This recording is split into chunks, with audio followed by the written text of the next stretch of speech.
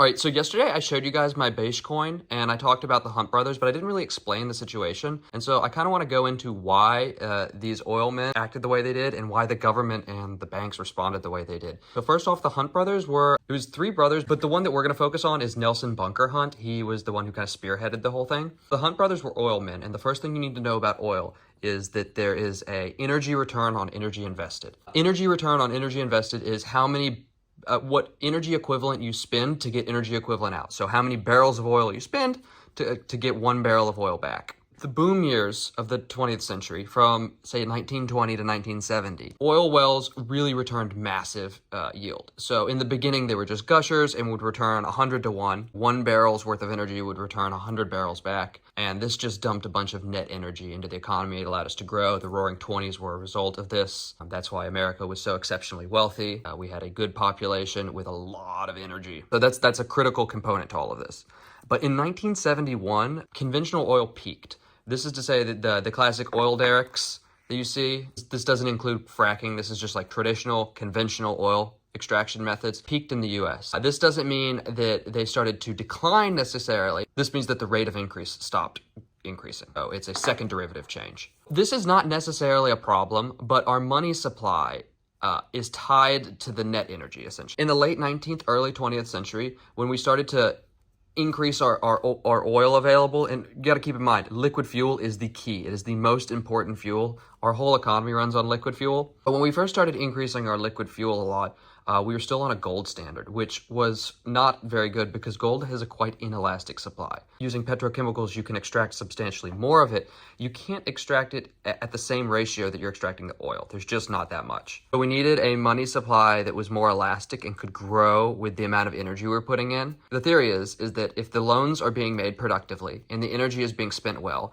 that will grow the economy and that money is not inflationary. Although you can print money, it matches to real growth. Year over year, from 1920 on, the net energy grew at about 7% a year. So consequently, the money supply grew at about 7% a year. And this is totally fine. That kept everything relatively in check. But in 1971, the increase that we can get from just standard oil wells is no longer 7% per year, but the money supply must grow at this 7% per year because our money is debt-based. So when you borrow $1, you must pay it back. This caused a ratcheting down effect in the interest rates. So over time, interest rates would continue to fall because there was basically a surplus of money relative to the ability to productively output. The Hunt brothers see the writing on the wall. They see that the money has to continue expanding at 7% per year, but their energy can't. The bonds that they're buying, that the government says are good as gold, they know cannot return positive yield. So what do? They look around at commodities, because if you're going to price your commodity in something, you should price it in a comparably hard commodity. That way, its value can't be eroded away over time, at least in theory. And they saw that silver was extremely undervalued. The way that silver is priced based off of derivative contracts, and this happens at the Chicago Mercantile Exchange, the COMEX is commonly known. So billions and billions of ounces are traded every day of silver that doesn't actually exist. It's purely paper. But that's fine because no one's actually taking delivery. The Hunts realized this and they started taking delivery. They were buying contracts of silver in their 1,000-ounce bars and having them shipped to their warehouse in Switzerland. This is not a problem at first until they started using leverage, which means they were borrowing money to buy more silver. That's fine as long as the price keeps going up. But the government caught on to this, and they saw what was happening, is that bonds were going to fail and that there could be a new savings mechanism, and it would be these commodity money. And they did not like this at all. To counteract this, the CFTC and the COMEX worked together to change margin requirements at the prime broker that the Hunt brothers used, which is Beige & Co. One day, they were required to post more collateral to continue buying silver.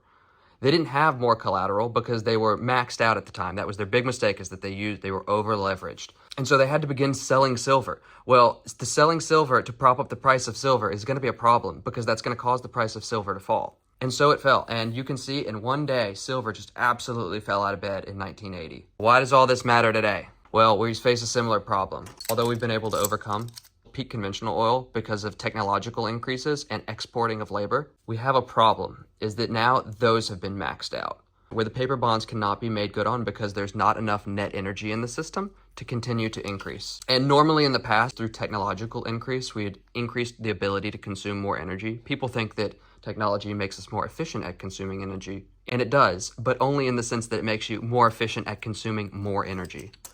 Think about all the appliances you use. If you didn't have them, you would be using less electricity. Your air conditioning, your dryer, your washer, your car, all of these don't save energy, they consume energy. We're used to this standard of living that requires an increasing net energy, but we just really don't have that without some substantial scientific change or change in our money quality. This is to say the exact same reason why the Hunt brothers were so nervous and wanted to potentially start saving in something besides treasury bonds applies today. We know that the savings mechanism that's currently available cannot return positive yield because of the energy situation. We shall see if silver works this time or not. Maybe not. And so there you go. That is the story behind the beige silver squeeze with the Hunt brothers. Cool.